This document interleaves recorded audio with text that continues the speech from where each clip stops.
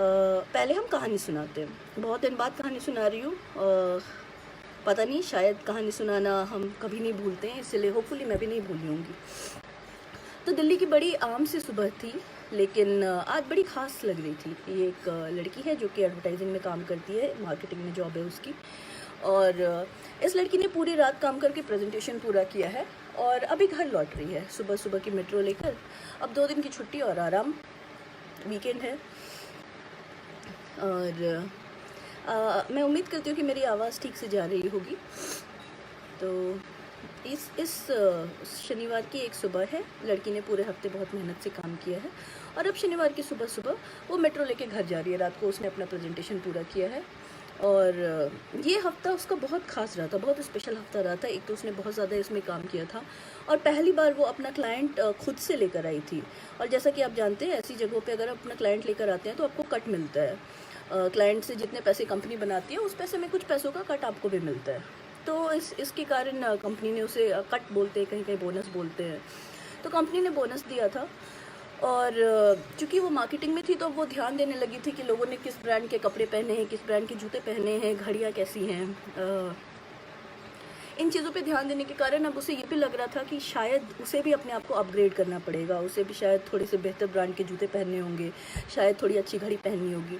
तो जब पहली बार इसे ये बोनस मिला लगभग 70-80 हज़ार रुपये का, तो उसने सोचा कि वो इन पैसों से अच्छे जूते ख़रीदना चाहती थी, बढ़िया महंगे जिम्मी चुके जूते।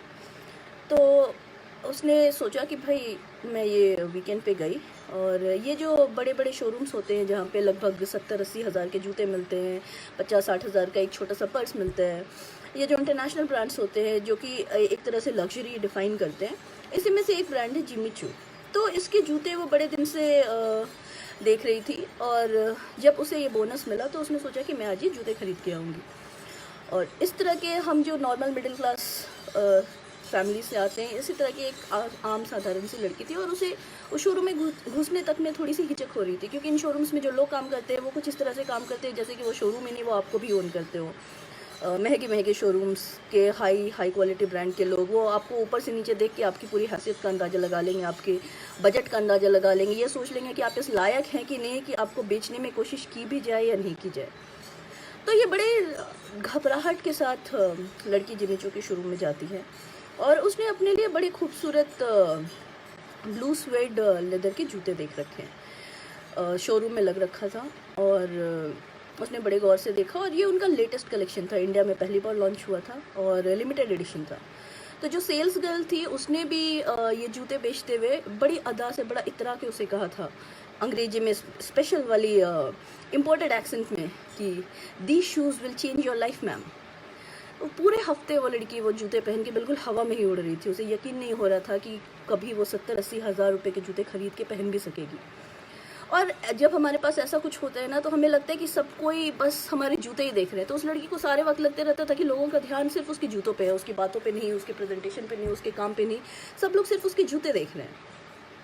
और वो जूते थे भी इतने खूबसूरत, वाकई उतने खूबसूरत जूते किसी के पास नहीं थे, उसकी जान पहचान में किसी के पास नहीं थे, क्लाइंट्स तक के पास इतने खूबसूरत जूते नहीं थे। ब्लू स्वेड के बड़े खूबसूरत बूट्स जूते। तो अगर वो मम्मी को बता देती कि मम्मी मैंने 80 हज़ार रुपये के जूते खरीदे हैं, तो मम्मी से डांट खा जाती बहुत बुरी तरह से कि पैसा हुआ है तो सोना खरीदो, हीरा खरीदो, शादी के लिए पैसे जोड़ो। ये क्या बेवकूफ़ी है कि जूते खरीद लिए, जूता मुँह से सुंदर है तुम्हारा, मुँह छोड़ के लोग तुम्हारा जूता देखेंगे। तो खैर, लड़की मम्मी की बात को इग्नोर करती है। जाहिर सी बात है, एक उम्र के बाद हम सब लड़कियां मम्मी की बातों को इग्नोर करने लगती हैं। तो फ्राइडे आते आते काम में उलझती गई लड़की, और अब उसे लगा कि नहीं, ये जूते वो सिर्फ स्पेशल मीटिंग्स में पहनेगी। तो अब क्या हुआ कि जब आपके पास ऐसे स्पेशल जूते होते हैं जिनको लेके आप थोड़े से कॉन्शियस होते हैं, तो उसने सोचा कि इतने महंगे जूते पहन के मैं मेट्रो से नहीं जा सकती, क्योंकि मेट्रो की भीड़ भाड़ में लोग उसके जूते पे चढ़ जाएंगे, उसका जूता ख़राब हो जाएगा। तो जूते के कारण उस लड़की ने क्या किया कि वो जो उसका रोज़ सुबह रश आवर में जाने का टाइम था, वो ऑफिस 1 घंटा पहले जाने लगी। तकरीबन जो रोज़ सुबह 8-9 बजे की मेट्रो लेती थी अप्रॉक्सीमेटली, वो 7:30 बजे के आसपास की मेट्रो लेने लगी और 8 साढ़े 8 बजते बजते वो ऑफिस पहुंच जाती थी। अब 8 से इतना पहले अगर वो ऑफिस पहुंच गई है तो वो अपना सारा काम पहले से अरेंज कर लेती थी, बहुत सारा रिसर्च कर लेती थी। तो जो उसकी पहली मीटिंग होती थी, ऑफिस की जो पहली मीटिंग होती थी, उस मीटिंग में आने के पहले वो अपना बहुत सारा काम निपटा चुकी होती थी। तो इस बात का असर उसके बॉस पर भी पड़ा, बाकी लोगों पर भी पड़ा और एक्चुअली उसका काम बेहतर होने लगा। तो उसे वाकई ऐसा लग रहा था कि इन जूतों से वाकई शायद मेरी ज़िंदगी बदल जाएगी, क्योंकि सिर्फ इन जूतों के कारण उसने अपनी ज़िंदगी में बहुत सारे बदलाव कर लिए थे, जिसमें एक था सुबह उठ के जाना, शाम को थोड़ा देर से लौटना, किसी भी हाल में वो किसी भी टैक्सी में जाना नहीं चाहती थी और मेट्रो में भीड़ भड़के से बचने का इकलौता यही उपाय था। तो एक एक दिन करके ये पूरा हफ्ता बीता और वो एक काफ़ी बड़ा प्रोजेक्ट भी ले आई पहली बार अपनी तरह से। उनसे लग रहा था कि ये जूतों के कारण ही उसका प्रोजेक्ट आया। तो सुबह सुबह पूरी रात उसने, फ्राइडे नाइट पूरी रात उसने काम किया था, प्रेजेंटेशन सबमिट किया था और फिर वो सुबह की मेट्रो से लौट रही थी, लगभग 6 बजे सुबह। अब 6 बजे सुबह आप मेट्रो में जाएंगे तो आप रियलाइज़ करेंगे कि मेट्रो काफ़ी खाली होती है। दिल्ली या किसी भी आम शहर के मेट्रो में अगर आप सुबह सफ़र करेंगे तो मेट्रो काफ़ी खाली होती है। तो उस दिन भी सुबह की मेट्रो काफ़ी खाली थी और ये लड़की जो कि नॉर्मली हमेशा लेडीज़ कोच में चढ़ती थी, उस दिन लेडीज़ कोच में ना चढ़ के उसके सामने जो भी डब्बा आके लगा जनरल कोच, उसमें चढ़ गई। खाली डब्बा था, बिल्कुल आराम से जाके बैठ गई। और अब फुर्सत का वक्त था, 2 दिन की छुट्टी थी। वो प्लान कर रही थी कि आगे क्या करेंगे, कहाँ जाएँ, शॉपिंग करें, कहीं और घूमने जाएँ। तब तक एक बड़ी गंभीर और भारी सी आवाज़ ने उसका ध्यान खींचा और एक लड़का था। उसने पूछा कि माफ़ कीजिए, आपसे एक पर्सनल सवाल पूछ सकता हूँ? लड़की ने नज़र उठाई और पूरी बॉगी खाली थी, सिर्फ एक लड़का सामने बैठा हुआ था, बड़ा खूबसूरत सा, थोड़ी बड़ी दाढ़ी, लंबे बाल, आँखों पे चश्मा, पॉकेट में कलम, आर्टिस्ट टाइप, पेंटर, शायर, ऐसा ही कुछ होगा। उस टाइप का लड़का कि जिसे जवाब देना अच्छा लगे। यही कोई बदतमीज़ सा लड़का पूछता, कोई लफुआ सा लड़का पूछता तो शायद लड़की का जवाब देने का मन भी नहीं करता। लेकिन अगर इतना खूबसूरत लड़का और इतनी तमीज़ से सवाल पूछे कि क्या आपसे एक पर्सनल सवाल कर सकता हो, तो लड़की को लगा कि हाँ जवाब दो। तो उसने कहा जी पूछिए। तो लड़के ने कहा आपके सैंडल्स। तो वो आगे थोड़ा हिचक रहा था। तो लड़की ने कहा कि भाई शायद यही वो मौका आ रहा है जब उसकी ज़िंदगी बदलने वाले। लड़की ने बोला कि आपने ये सैंडल मतलब आपने ये जूते कहाँ से खरीदे? तो लड़की बड़ा स्टाइल मार के इतरा के उसको बोलती है क्यों? उसको लगा लड़का कुछ तारीफ़ करेगा कि ऐसे जूते कहीं नहीं दिखे वगैरह वगैरह, समथिंग लाइक दैट। तो लड़का बोलते हैं कि ये मेरी दादी के पास भी ऐसे ही जूते हैं। लड़की का जो मूड जो बिल्कुल रोमांटिक सा जा रहा था, कितना खूबसूरत सा लड़का जूतों पे ध्यान दे रहा है, वो बिल्कुल खुश हो गया। बिल्कुल लड़की बिफर पड़ी कि व्हाट डू यू मीन। और जाहिर बात है हमारे यहाँ जब लोग गुस्सा होते हैं तो अंग्रेज़ी में होते हैं कि व्हाट डू यू मीन, ऐसे ही जूते तुम्हारी दादी के पास हैं। तो ये जिम्मी चू के जूते हैं, 70,000 के जूते हैं, तुम्हें समझ में भी आता है, लिमिटेड एडिशन है, इंडिया में पहली बार लॉन्च हुआ है, अभी किसी के पास होगा भी नहीं। व्हाट यू मीन तुम्हारी दादी के पास ऐसे जूते हैं? लड़की को बहुत गुस्सा आ रहा था। कहाँ तो वो लिमिटेड एडिशन जूते पहन के ऐसे ही तरह रही थी कि भाई किसी के पास ऐसे जूते ही नहीं होंगे, और कहाँ ये लड़का आया, लड़का कह रहा है कि मेरी दादी के पास भी ऐसे जूते। लड़की को लगा इस लड़के को तमीज़ से फ्लर्ट करना भी नहीं आता, ये क्या बदतमीज़ी है कि मेरी दादी के पास भी ऐसे ही जूते हैं, और आपका क्या कहना है कि मैं इतने ओल्ड फैशन जूते पहन के आई हूँ कि आपकी दादी भी ऐसे जूते पहनती है? तो लड़की का कहना था कि भाई मतलब मैडम मैंने आपसे बस ये पूछा था कि ये जूते आपने कहाँ से ख़रीदे? आप तो हमारी पूरी औकात गिना रही हैं, 80,000 के जूते हैं, जिम्मी चू के जूते, लिमिटेड एडिशन है।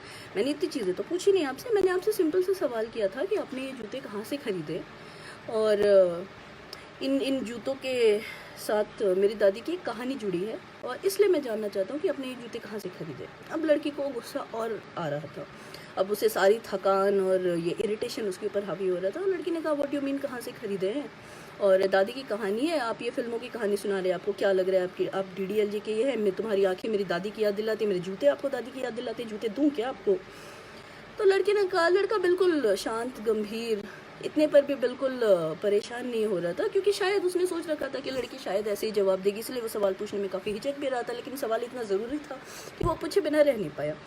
तो उसने कहा कि देखिए मैडम, मुझे झूठ बोलने की कोई ज़रूरत है नहीं, अगले स्टेशन पे एम्स आ रहा है, वहाँ पे मेरी दादी भर्ती हैं, अगर आपके पास थोड़ा सा वक्त हो तो आप चल लीजिए, आप दादी से पूछ लीजिए, आप खुद ही पूरी कहानी सुन सकती हैं, आपका मुश्किल से 10-15 मिनट समय बर्बाद होगा।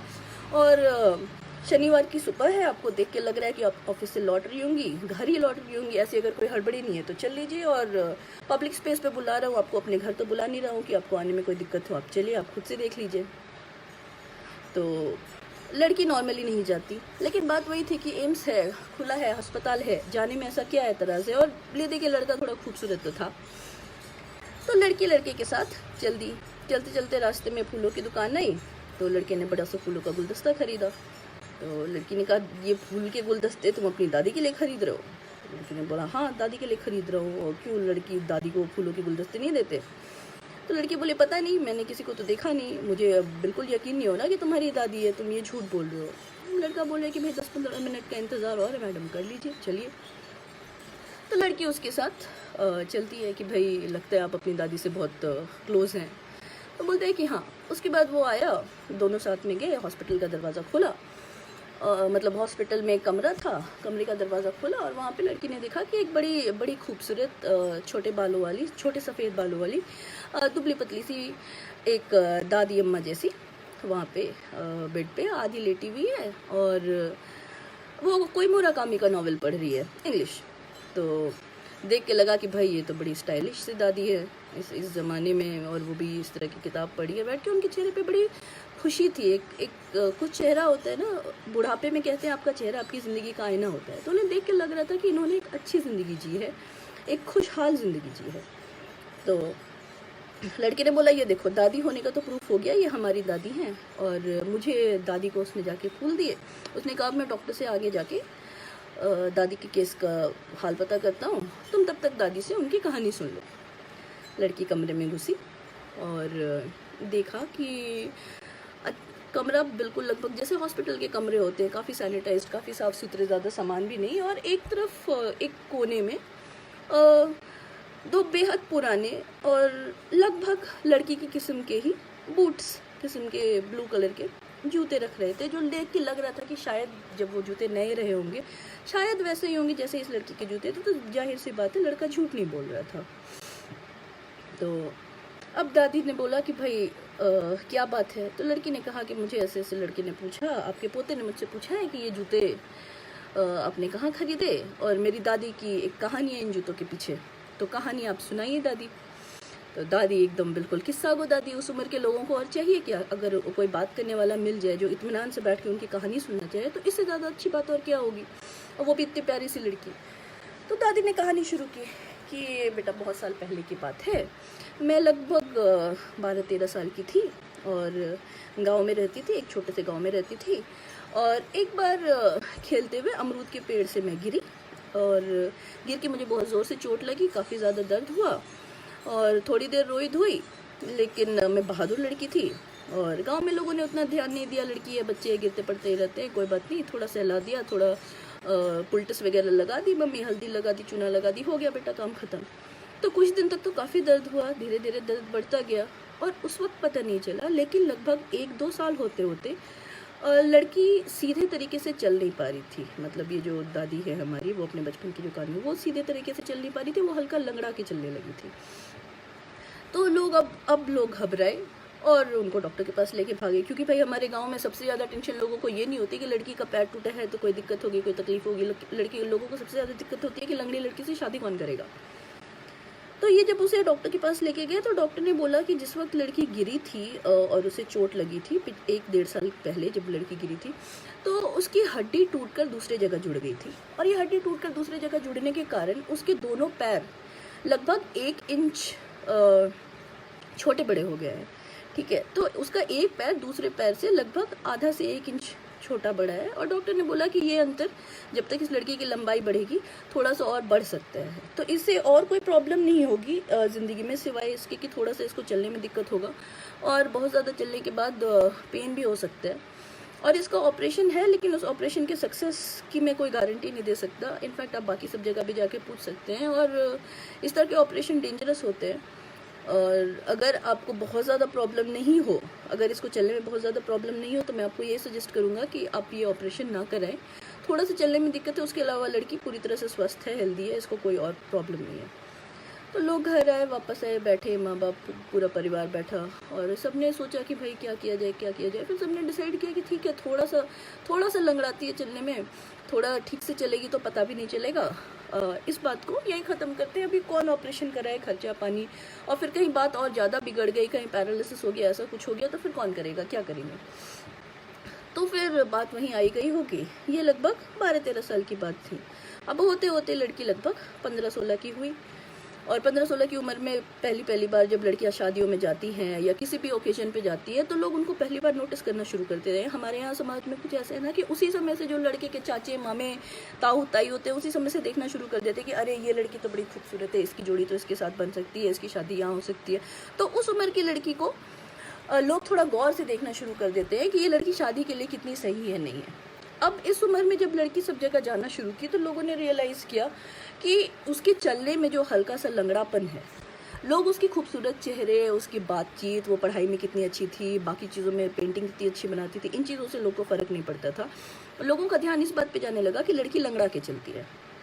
जब ये चीज़ लोगों की नज़र में आने लगी तो जो लड़की की माँ थी उसे कुछ एक हितैषियों ने सलाह दी कि देखो लड़की तुम्हारी बहुत अच्छी है, लेकिन इस तरह से इसको और समाज में लेके जाओगी तो सबको पता चल जाएगा कि तुम्हारी बेटी लंगड़ा के चलती है और फिर इसकी कहीं शादी नहीं होगी, तो बात फैलेगी। बेहतर ये है कि तुम इस लड़की को घर पे रख लो, घर पे ही पढ़ाओ लिखाओ, और उसके बाद बात छुपा वुपा के शादी कर देना। तो लड़की की माँ को तकलीफ बहुत हुई, लेकिन बात कड़वी थी और सच थी। अगर समाज में ये बात फैल जाती कि लड़की लंगड़ा के चलती है तो उसके लिए वाकई लड़का ढूंढना बहुत मुश्किल होता। तो अब इसके बाद इन्होंने आगे जो 12th के बाद जो कॉलेज आने का वक्त आता है, कॉलेज आने की जगह इन्होंने इसको कहा कि हम तुम्हें होम स्कूल कर देते हैं। लड़की के साथ भी बैठ के बात की, डिस्कस किया कि देखो इस तरह की बात है, ज़िंदगी की एक रियलिटी ये भी है कि कल को तुम्हारी शादी होगी, तुम्हारे लिए रिश्ते आएंगे, और यही सारे लोग जो अभी सलाह दे रहे हैं सबसे पहले यही लोग कूद कूद के उनको बताएंगे कि नहीं लड़की तो ठीक है, बस थोड़ा लंगड़ा के चलती है। तो लड़की ने मान ली बात। अब इस सारे इसमें उसको सबसे ज़्यादा सपोर्ट उसके पापा का था। उसके पापा ने कहा कि देखो बेटा, तुम बाहर भले नहीं जा रही हो और लोग भले तुम्हें लंगड़ा कह रहे हो, लेकिन तुम्हारे लिए सबसे इम्पॉर्टेंट या इस सारी मुसीबत से या किसी भी तरह के दुख तकलीफ़ से उबरने का इकलौता तरीका ये होता है कि तुम अपने आप को पढ़ाई में झोंक दो। तुम बिल्कुल मन लगा के पढ़ाई करो, तुम जो करना चाहती हो तुम कर जाओगी। तुम बोलो तुम अपनी ज़िंदगी में क्या करना चाहती हो, तुम्हें क्या लगता है कि क्या करने के बाद लोग इस चीज़ पे ध्यान देना बंद कर देंगे। तो लड़की ने बोला कि पापा हम IAS ऑफिसर बनना चाहते हैं। तो उसके पापा बोले ठीक है, हम तुमको कोचिंग का सारा सामान ला देंगे, हम तुम्हें सारी किताबें ला देंगे। और जैसा कि होता है हमारी अधिकतर कुछ चीज़ें होती हैं जो आपको आम जिंदगी से उठा के एक अगले लेवल पे ले जाती है, जिसमें से IAS निकाल लेना वैसी कुछ बहुत ज़्यादा कॉम्पिटिटिव एग्ज़ाम्स में से एक है, जिसके बाद लोगों को लगता है कि वो लोग आम लोगों से थोड़ा ऊपर उठ जाते हैं। लाल बत्ती में जब कोई आता है तो लंगड़ा के चल रहा है कि नहीं लंगड़ा के चल रहा है इससे फ़र्क नहीं पड़ता। तो लड़की ने बहुत जान लगा के पढ़ाई की और 3 साल उसके पास करने को कुछ था नहीं। लोग उसे बाहर लेके जाते नहीं थे, उसे बाहर की दुनिया से छुपा के रखते थे, घर में एक पीछे के कोने में रखते थे। बहुत ज़्यादा दूर के रिश्तेदार आते थे तो उनके सामने वो लड़की बमुश्किल जाती थी। इस सब के बावजूद उसने अपना कॉन्फिडेंस बनाए रखा, उसने अपनी पढ़ाई लिखाई जारी रखी, उसने बहुत सारी किताबें देखी, उसने बहुत सारी किताबें पढ़ी, बहुत सारी अच्छी फिल्में देखी, बहुत सारे अच्छे किस्म के गाने सुने। इंटरनेट उस वक्त तक आ चुका था तो उसके लिए चीज़ें इतनी मुश्किल नहीं रही। और जब उसने पढ़ के उसने जब एग्ज़ाम निकाला तो एक्चुअली उसका काफ़ी अच्छा पोजीशन आया था। ऑलमोस्ट जिला में जो टॉपर्स की रैंकिंग निकलती है उसमें उसका पोजीशन आ रखा था। तो सारे लोग बहुत ज़्यादा खुश हो गए, घर में सब लोग खुश हो गए कि भाई हमारी बेटी IAS ऑफिसर बन गई। लड़की भी बहुत ज़्यादा खुश हो गई, उसे लगा कि अब कम से कम वो सर उठा के समाज में चल सकेगी। अब लोग उसे एक लंगड़ी लड़की की तरह नहीं, एक IAS ऑफिसर की तरह देखेंगे। लेकिन समाज हमारा वहाँ भी पीछा नहीं छोड़ता। इसके कुछ दिन बाद जब लड़की बाहर निकलना शुरू हुई, लोगों से मिलना जुलना शुरू हुई, तो उसने देखा कि लोग फुस फुस करके बात कर रहे हैं कि अच्छा इसका तो विकलांग कोटे से निकला होगा। लोगों के पास किसी चीज़ की डिटेल नहीं रहती, उन्हें ये नहीं पता है कि अगर पैरों की लंबाई छोटाई की जो 1 इंच कम होते हैं या इतना थोड़ा सा जो लंगड़ापन होता है इसमें आप विकलांग कोटे के लिए क्वालिफाई नहीं करते हैं। लेकिन लोगों के पास ये इन्फॉर्मेशन नहीं है। लोग उसको किसी भी तरह से उसकी जो सक्सेस है उसका एट्रीब्यूशन उस लड़की को देने के बजाय उसके लंगड़ेपन को देना चाहते हैं। लड़की जितनी बार कोशिश करे कि वो अपनी ज़िंदगी में किसी और तरह से अपनी पहचान बनाए, लोग उसे खींच खाच के उसकी पहचान सिर्फ और सिर्फ उस लड़की की तरह बनाना चाहते थे जो कि लंगड़ा के चलती थी। तो एनीवे उसकी फिर ट्रेनिंग शुरू हुई, लड़की ट्रेनिंग करने गई और ट्रेनिंग करने के दरमियान ही उसे वहाँ पे एक दूसरा आईएएस लड़का मिला जो कि उसे बहुत पसंद आया। लड़के को भी लड़की बहुत ज़्यादा पसंद आई। दोनों ने आपस में बातचीत की और उन्हें ऐसा लगा कि वे एक दूसरे के लिए बने। उन्होंने अपने माँ बाप से बात की, माँ बाप घर पे रिश्ता लेके आए। अब लड़की फिर से उलझन में कि मम्मी इतना कम वक्त हुआ है, मैं इसे बहुत ज़्यादा दिन से नहीं जानती, मैं अभी थोड़ा वक्त लेना चाहती हूँ। शायद अभी इन्हें उतना महसूस नहीं हो रहा हो, लेकिन क्या पता बाद में इन्हें बुरा लगने लगे। तो फिर उसकी मम्मी ने कहा कि देखो बेटा, एक समय पे हमें प्रैक्टिकल होना पड़ता है। ये बहुत अच्छा रिश्ता है तुम्हारे लिए, लड़का बहुत अच्छा है, आईएएस है, तुम्हारी रिस्पेक्ट करता है और तुम्हें एज अ पर्सन जानता है। लड़का आके लड़की की मम्मी और उसके पापा दोनों से मिल रखा था। तो उसने कहा कि ज़रूरी नहीं है कि इसके बाद के जो रिश्ते आए वो तुम पर एक बेचारगी का ठप्पा लगा कर आएंगे और तुम्हें जिस तरह से लगता है कि वो तुम्हें जानने की कोशिश करेंगे, हो सकता है ना भी करे। यहाँ पे तुम्हारे पास एटलीस्ट तुम ये उम्मीद कर सकती हो कि ये जो व्यक्ति है ये तुम्हें शायद थोड़ा समझने की कोशिश करे। तो लड़की को जब उसके मम्मी ने पापा ने दोनों समझाया, लड़की को उस लड़के पे भरोसा था, उसने बोला कि ठीक है चलो, अगर सब कोई ऐसा कह रहे हैं तो उनकी बात में सच्चाई होगी। और उम्र हालांकि थोड़ी कम थी, बट उसे लगा कि ठीक है, लड़का पसंद है, माँ बाप को लड़का पसंद है, मुझे लड़का पसंद है, शादी में देर करने की कोई वजह ऐसी है नहीं। करियर वाइज हम लोग दोनों सेटल हैं, दोनों आईएएस कर चुके हैं, तो दोनों की शादी हो गई।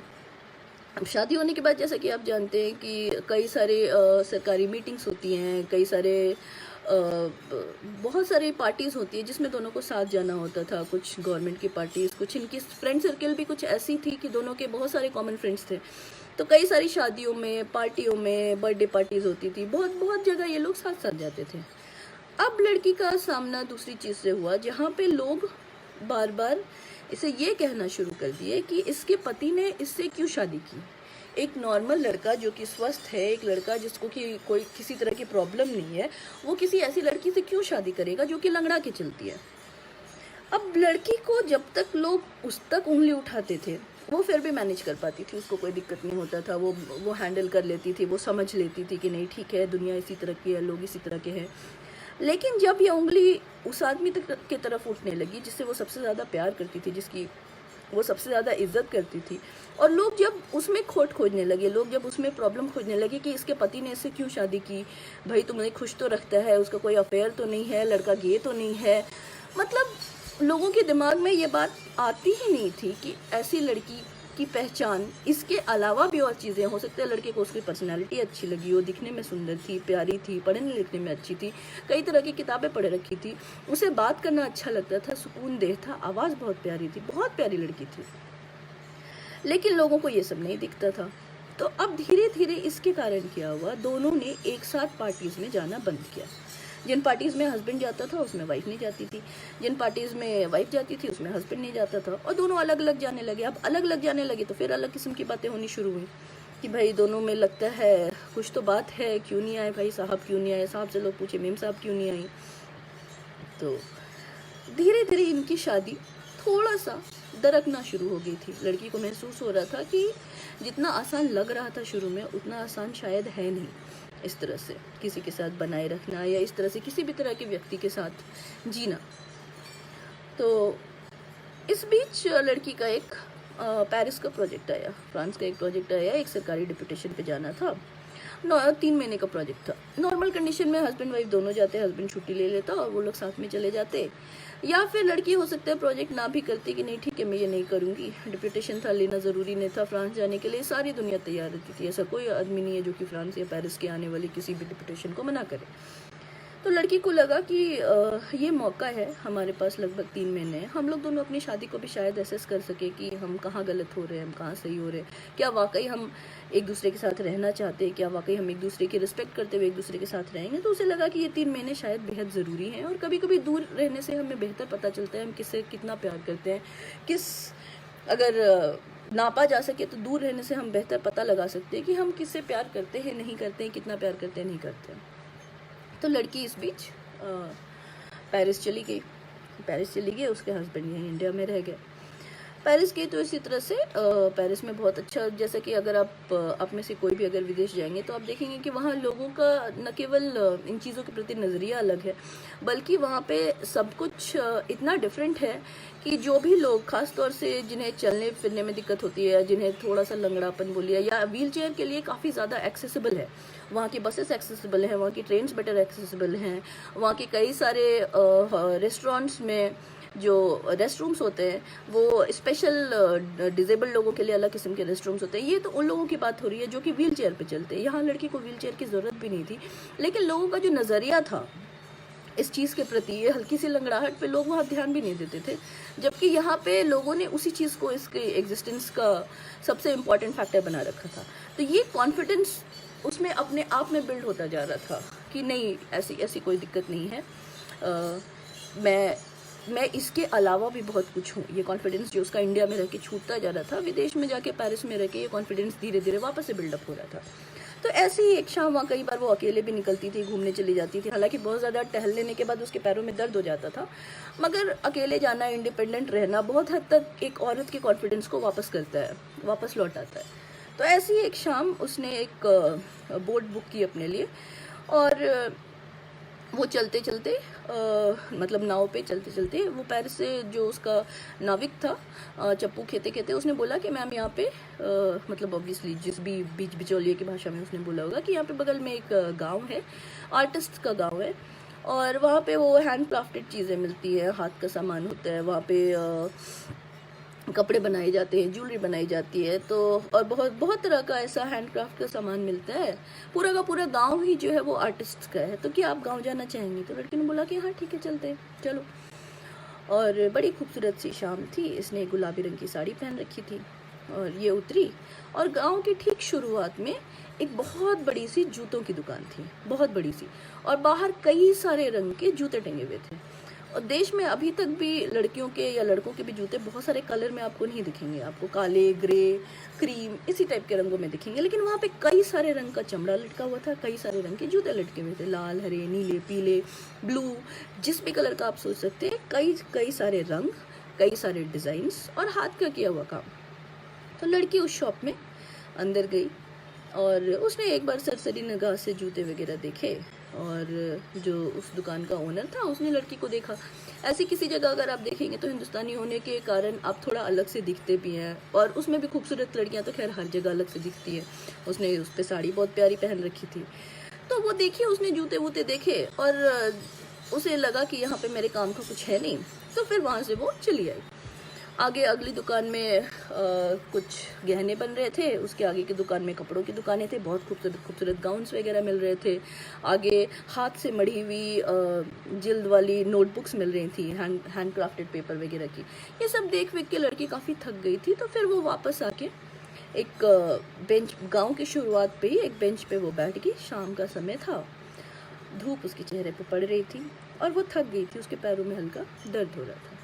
तब तक उसने देखा कि जो पहली वाली दुकान है, जो चमड़े की दुकान है, उस चमड़े की दुकान का जो ओनर है वो खुद निकल के उसकी तरफ आ रहा है। तो आया, सामने आके खड़ा हुआ और इसने बोला कि मैं आपसे एक रिक्वेस्ट करना चाहता हूँ।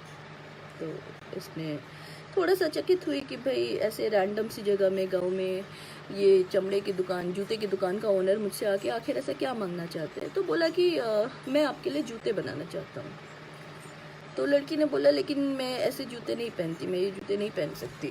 तो उसने बोला कि नहीं मैम, आप मेरे पे भरोसा कीजिए, मैं आपके लिए जूते बनाना चाहता हूँ। तो लड़की ने बोला, और वो जूते काफ़ी महंगे होते हैं, चूँकि हैंड क्राफ्टेड जूते होते हैं, आर्टिस्ट बनाते हैं, और वो आपके पैर का नाप लेके बिल्कुल पैर के हिसाब से बनाते हैं, तो काफ़ी महंगे जूते होते हैं, और एक एक जूता बनने में भी कई बार 2 महीने 3 महीने तक का वक्त लेते हैं, क्योंकि उनके पास वेटिंग भी होता है।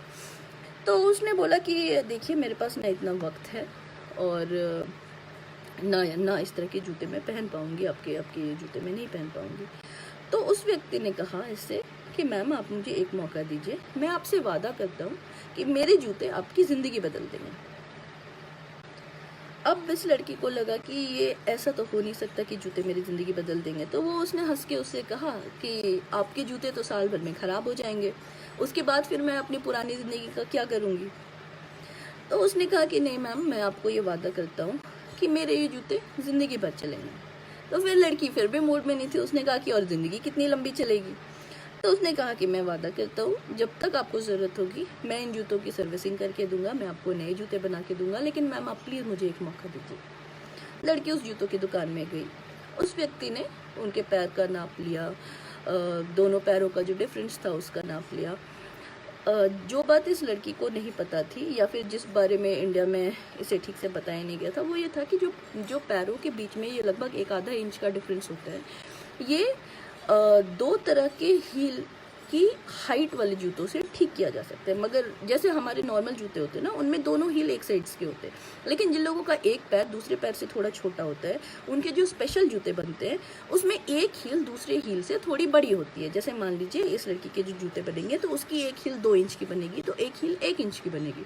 तो दोनों जूतों की जो हाइट में डिफरेंस होता है वो दोनों पैरों की जो हाइट में डिफरेंस होता है वो डिफरेंस जूते कवर कर देते हैं। तो जब इस तरह के स्पेशल जूते बना के जब लोग पहनते हैं तो उनकी जो चाल होती है ना वो बिल्कुल नॉर्मल लोगों की तरह हो जाती है, फिर उन्हें लंगड़ा के चलने की ज़रूरत नहीं पड़ती।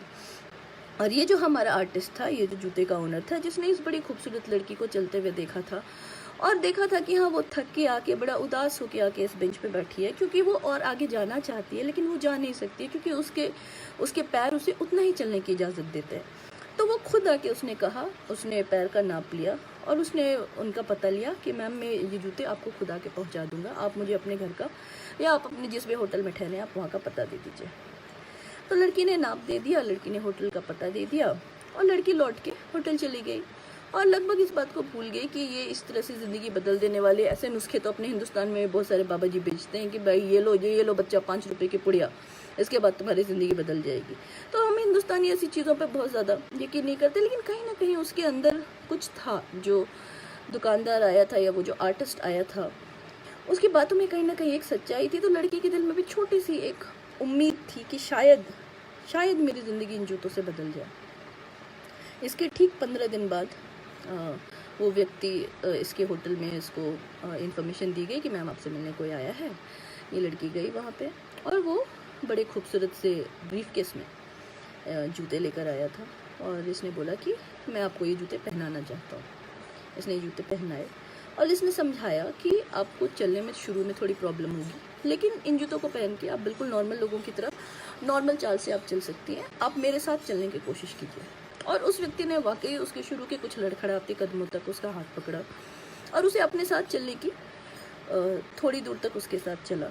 और उसके साथ चलते चलते लड़की ने रियलाइज़ किया कि वाकई जूतों में डिफरेंस, जूतों की जो हील में डिफरेंस था उसके कारण उसके पैरों की हाइट का जो डिफरेंस था वो कवर हो जाता है और वो बिल्कुल नॉर्मल लोगों की तरह एक सीधी चाल चल पा रही है। जैसे जैसे दिन बीतते गए, घर जाने का वक्त आया, उसकी आंखें भर आ रही थी, आंखें डबडबा आ रही थी, उसे यकीन नहीं हो रहा था कि वो वाकई आम लोगों की तरह चल पाएगी। अब उसके कारण उसके पति को ताने नहीं सुनने पड़ेंगे। वे जूते बेहद खूबसूरत नीले रंग के स्वेड लेदर के ब्लू जूते थे। लड़की लौट के अपने देश आती है और जब उसका पति वैसे देखता है उसे, तो वो काफ़ी खुश होता है। उसे इस चीज़ की प्रॉब्लम नहीं थी कि लोग उसे टोक रहे हैं, लेकिन लोगों के कहने का जो असर उस लड़की पर पड़ रहा था, इससे वो काफ़ी दुखी हो रहा था और उसे लग रहा था कि इतने तानों के कारण शायद उनकी शादी एक डावाडोल स्थिति में आ जाएगी। तो जब से उसने वो जूते पहनने शुरू किए, और वो जूते बेहद खूबसूरत जूते थे, बेहद खूबसूरत जूते थे, हैंड क्राफ्टेड लेदर के बने हुए बड़ी खूबसूरत डिज़ाइन वाले जूते। और इतने दिनों में लड़की के उस जूते की दुकान वाले से, उस आर्टिस्ट से दोस्ती हो गई थी और लड़की ने फिर एक नॉर्मल खूबसूरत सी ज़िंदगी जी। उनके बच्चे हुए, बच्चों के बच्चे हुए और जब उन जूतों को सर्विसिंग की ज़रूरत पड़ी, वो पेरिस से वो व्यक्ति आता था इंडिया में कुछ काम के लिए या ये जूते भिजवा देती थी उसने, और उन पैरों के नाप के सेम कलर के वही नीले रंग के जूते वो हर 5 साल में, हर 7 साल में जब भी इसे ज़रूरत होती लड़की उसे इन्फॉर्म कर देती और वो जूते इसे भेज देता। कई सालों तक लड़की ने ठीक वैसे ही बेहद खूबसूरत ब्लू स्वेड लेदर के जूते पहने। और जब एक उम्र के बाद उनके घुटने ख़राब होने लगे थे, तो डॉक्टर ने, जब वो ऑपरेशन उन्हें कराना पड़ा, तो डॉक्टर ने बोला कि इस ऑपरेशन के बाद आपके जो पैरों में डिफरेंस है हम वो भी ठीक कर सकते हैं कि आपके दोनों पैर बराबर हो जाएंगे। तो अब ये जो दादी अम्मा बन रखी थी, जिनके हस्बैंड भी अब रिटायर हो चुके थे, दोनों हस्बैंड वाइफ रिटायर हो चुके थे, इनके बच्चे सेटल्ड हो गए थे, बच्चों के बच्चे बड़े खूबसूरत और हैंडसम लड़कों में तब्दील हो गए थे, जिसमें से एक भाई इस दादी से वो लड़की जो कि अब ये छोटे छोटे बालों वाली बड़ी स्मार्ट सी दादी हो गई थी। तो दादी ने बोला कि भाई ठीक है, अब उसे इन जूतों की ज़रूरत नहीं पड़ेगी। लेकिन उन जूतों ने, उन सिर्फ एक ज़रा सी हील में डिफरेंस वाले जूतों ने इनकी ज़िंदगी बदल दी थी। इसकी शादी जो टूटने के कगार पे थी, इसकी कॉन्फिडेंस जो ख़त्म होने के कगार पे थी, वो वहाँ से लौटा के ये एक आम सी ज़िंदगी, एक खूबसूरत सी ज़िंदगी इस लड़की ने जी। और वाकई उन जूतों ने इसकी ज़िंदगी बदल दी थी। तो दादी ने कहा कि अब जबकि मैं नॉर्मल तरीके से चलूँगी, तो ये जो मेरा पोता है इसे पता नहीं क्या धुन चढ़ी है कि ये ऐसे ही जूते, जब जस्ट इस पोते को पता चला है कि अब मेरे दोनों पैर एक साइज़ के हो जाएंगे और मैं नॉर्मल जूते पहन सकूंगी, तब से इस धुन चढ़े कि ऐसे जूते अगर कहीं मिल जाएं दादी, तो मैं आपके लिए नॉर्मल जूते ला दूं, आप ऐसे सेम टू सेम जूते पहन के चलना। तो उसके बाद दादी ने बताया कि देखो, तो इस लड़की ने दिखाया कि अच्छा ये ऐसे जूते थे। तो दादी ने देखा कि हाँ, ऐसे ही जूते थे, ऐसे ही जूते, इन्हीं जूतों ने वाकई मेरी ज़िंदगी बदल दी। बेटा तुम्हें ये जूते कहाँ से मिले? तो वह लड़की ने बताया कि हाँ, ये जिमी चू के जूते हैं और इत्तफाकन उन दोनों का सेम ही साइज़ था। तब तक ये जो पोता था, ये जो खूबसूरत हमारा आर्टिस्ट किस्म का लड़का था, वो भी वहाँ पे आ गया। और फिर उसने लड़की से पूछा कि बताओ, तुम्हें सुना दी दादी ने कहानी, तुम्हें यकीन हो गया कि मैं ये जूते क्यों पूछ रहा था तुमसे? तो लड़की ने बोला कि नहीं दादी, वाकई इन जूतों ने तो आपकी ज़िंदगी बदल दी।